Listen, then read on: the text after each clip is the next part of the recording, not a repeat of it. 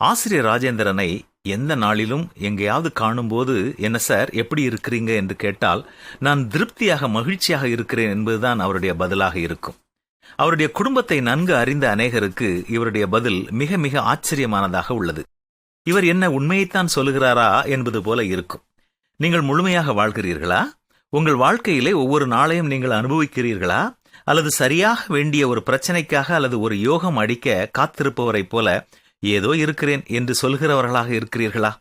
இது கர்த்தர் உண்டு பண்ணின நாள். இதிலே களி கூர்ந்து மகிழ்ச்சியாய் இருக்க கடவோம் என்று நம்மால் கூற முடியுமா? உங்களால் ஒருவேளை இப்படி எளிதாக கூறிவிட முடியும். ஆனால் எனக்கு வயதாகிவிட்டது. என்னுடைய வாழ்க்கை துணையோடு உள்ள போராட்டம் எனக்குத்தான் தெரியும். என் மூட்டு வலியை பற்றி உங்களுக்கு எதுவும் தெரியாது. நான் எவ்வளவு உடைந்து போயிருக்கிறேன், நான் எவ்வளவு கவலையோடு இருக்கிறேன் என்றெல்லாம் நீங்கள் ஒருவேளை பதில் சொல்லலாம். ஆம், சில பிரச்சனைகளை கையாள்வது எவ்வளவு கடினம் என்பது எனக்கு தெரியும். ஆனால் உண்மை என்னவென்றால், எல்லோருடைய வாழ்க்கையிலும் ஏதாவது ஒரு பிரச்சனை இருந்து கொண்டுதான் இருக்கும். ஆனால் அதை நாம் கையாளும் விதத்தில்தான் இருக்கிறது நம்முடைய மன அமைதி. சிலர் தங்கள் பிரச்சனைகளை குதிரை மேல் அமரும் சேணமாக்கி அதில் பயணிக்கிறார்கள்.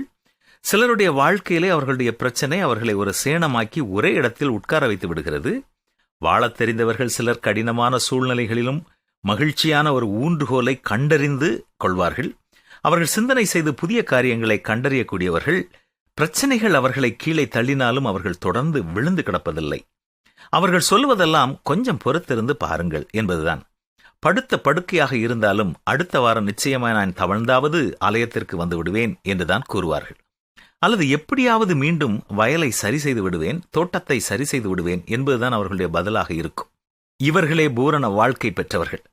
நானோ அவைகளுக்கு ஜீவன் உண்டாயிருக்கவும் அது பரிபூர்ணப்படவும் வந்தேன் என்பதே இயேசுவும் நம்மை குறித்து கூறும் வாசகம்.